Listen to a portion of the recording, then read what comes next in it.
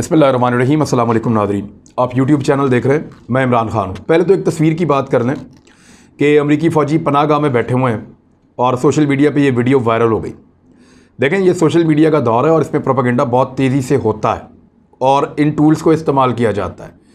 तो ये जो इस्लामाबाद की पनाहगाह है, ये एक्चुअली पनाहगाह नहीं है। ये अमरीकी फ़ौजियों के खाना खाने की तस्वीर जो सोशल मीडिया पर बहुत वायरल हो रही है, इसकी हकीकत मैं आपको बता देता हूँ। ये तस्वीर एक्चुअली जाली है और ये तस्वीर पाकिस्तान की नहीं है, बल्कि 8 साल पुरानी तस्वीर है। और नवंबर 2013 में बगराम एयर बेस के ऊपर ये तस्वीर बनाई गई थी। उस वक्त जब अमेरिकन अपना एक त्यौहार मना रहे थे, थैंक्स गिविंग, तो ये वो मनाते हैं अपना। और ये वो तस्वीर थी। पीछे वैसे काम बड़ा कमाल किया जिसने भी किया कि किस तरह उसने ला के लोगों पनाहगाह का वहाँ पे फिट किया और माहौल भी वैसे ही लग रहा है जैसे अमेरिकन फ़ौजी पनाहगाह में बैठे हुए हैं। तो ये फेक न्यूज़ है। असल तस्वीर इसकी ये वाली है, ये आप देख लें। और इस तस्वीर के नीचे इसका कैप्शन भी लिखा हुआ है कि थैंक्स गिविंग जो है वो एक इनका त्यौहार होता है, वो अमेरिकन फ़ौजी मना रहे हैं बगराम एयरबेस के ऊपर। अब आए ज़रा मोहसिन दावड़ का, थोड़ा सा हमें ज़रूर इस आदमी का कुछ सोचना पड़ेगा और इसके ऊपर ज़रूर बात करते रहना पड़ेगा, क्योंकि ये बहुत बड़ा धोखेबाज है, चीटर है मेरी नज़र में। और ये चीट कैसे करता है? कौमी असम्बली का मेंबर भी बन गया, कोई चीट करके धोखा दे के लोगों को।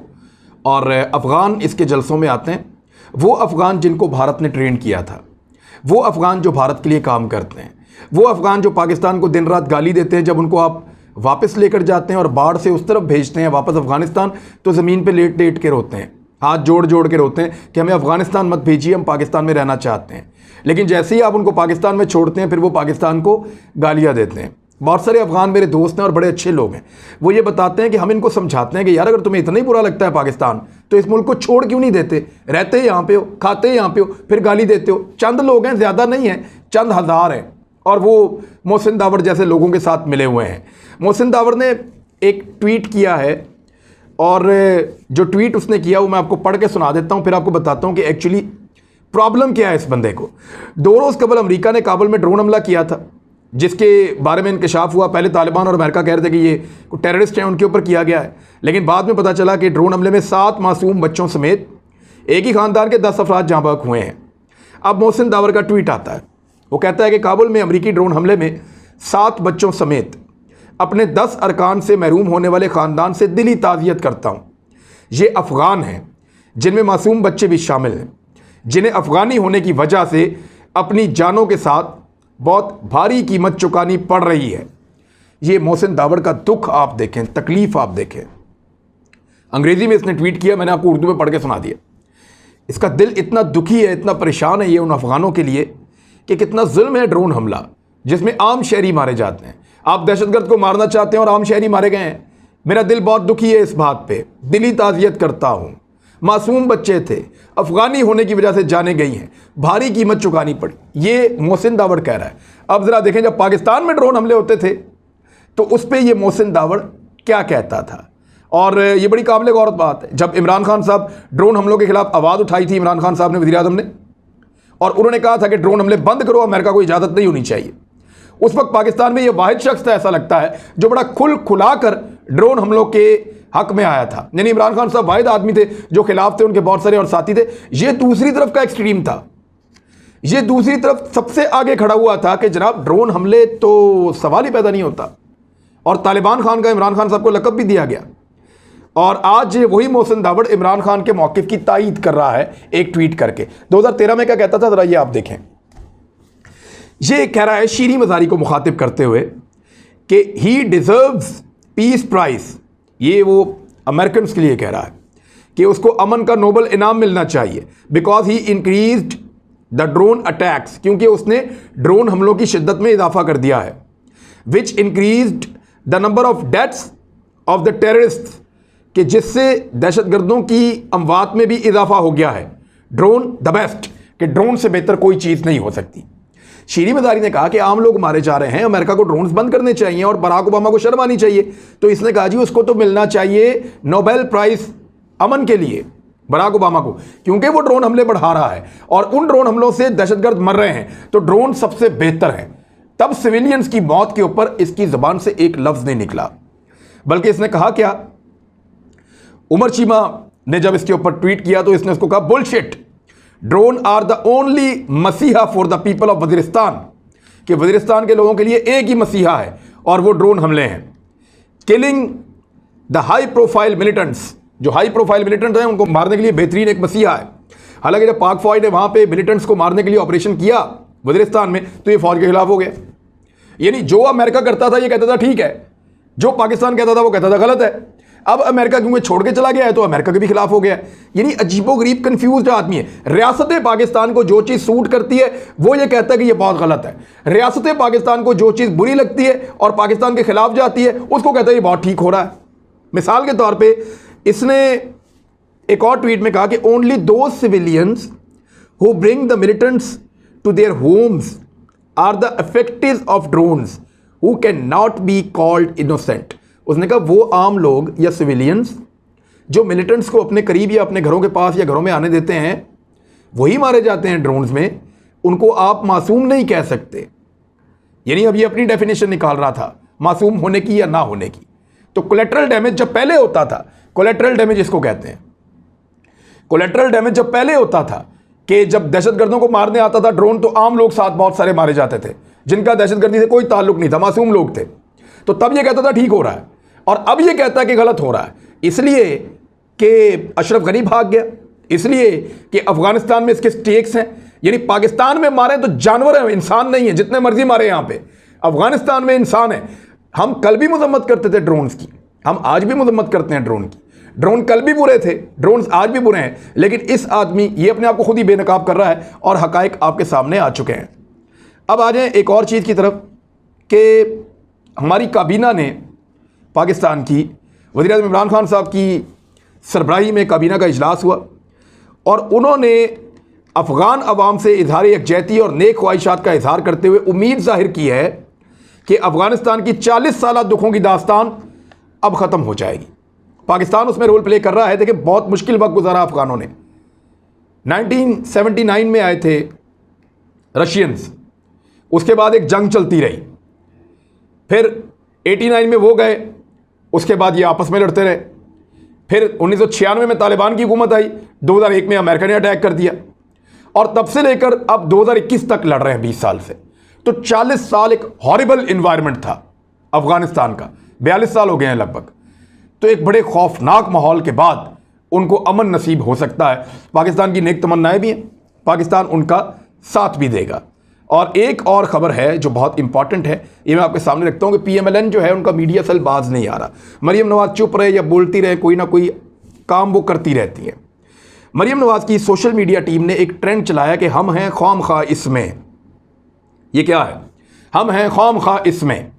अच्छा, ये सोशल मीडिया तासुर दे रही है कि पाकिस्तान में सिर्फ चंद जर्नैल जो हैं वो खुश हैं, बाकी अवाम गुर्बत और तंगदस्ती में है, ग़ुलामी की ज़िंदगी गुजार रहे हैं। ये मुल्क तो दरअसल चंद जर्नैलों का है और हम इसमें खौम-खा हैं। हैरानकुन तौर पे ये जो ट्रेंड चला है ट्विटर पे, इसको जब हमने चेक करवाया तो 90% अकाउंट्स को मरीम नवाज़ खुद फॉलो करती हैं और ये चंद 100 वाले उनके अपने अकाउंट्स हैं जो इस ट्रेंड को ऊपर लेकर जा रहे हैं।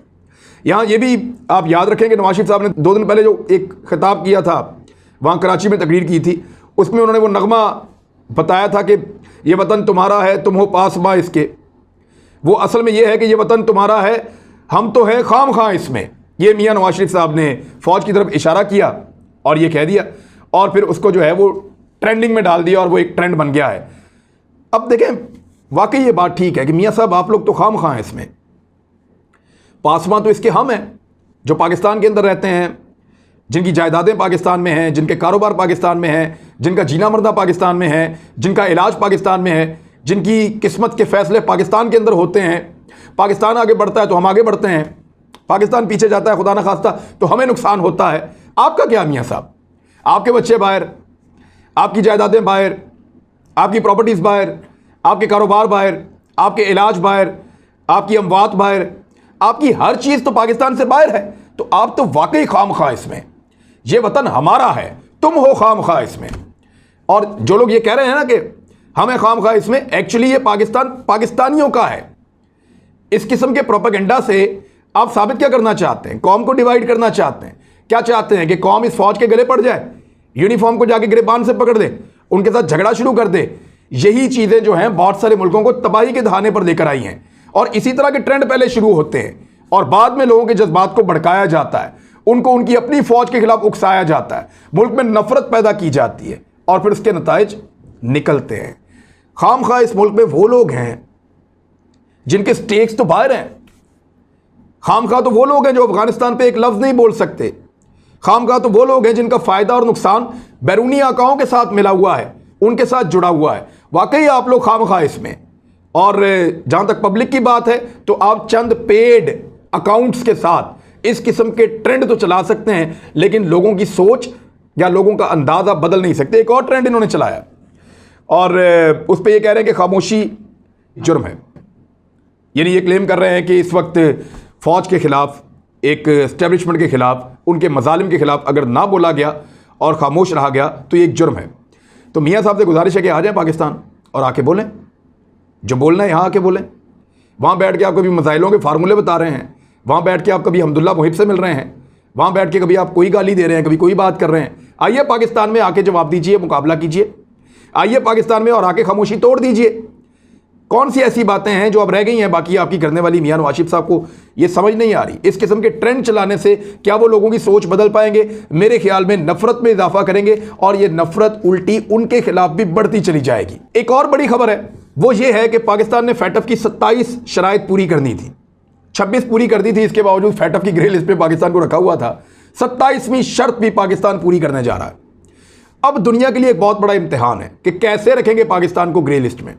और अगर अब भी ग्रे लिस्ट में रखेंगे ना तो पाकिस्तान को चाहिए कि सारी शर्तें खत्म करे, सारे कानून छोड़ दे, अपने तरीके से अपने मुल्क को चलाए कि ये लोग हमारी बात नहीं मानने वाले। पाकिस्तान से बहुत बुरी सूरत हाल है इंडिया की, अमेरिका की, ऑस्ट्रेलिया की, बाकी सारे मुल्कों की, लेकिन वो फैटफ की ग्रे लिस्ट में नहीं है। पाकिस्तान को डाला हुआ है, हालांकि पाकिस्तान परफॉर्म करने वाले मुल्कों की लिस्ट में दूसरे नंबर पर है, दूसरी कैटेगरी में आता है। सबसे शानदार पाकिस्तान जा रहा है। अब वफाकी हुकूमत ने FATF की 27वीं शर्त पूरी करने के लिए रियल स्टेट सेक्टर के खिलाफ कवानीन सख्त कर दिए हैं। हुकूमत ने फैटफ की एक रह जाने वाली शर्त पूरी करने के लिए सख्त इकदाम उठा लिए हैं। अब जायदाद की खरीदो फरोख्त सिर्फ FBR में रजिस्टर्ड प्रॉपर्टी डीलर के जरिए होगी। वैसे ये लोग भी एक माफिया की तरह काम करते हैं और इनको परवाह नहीं होती थी।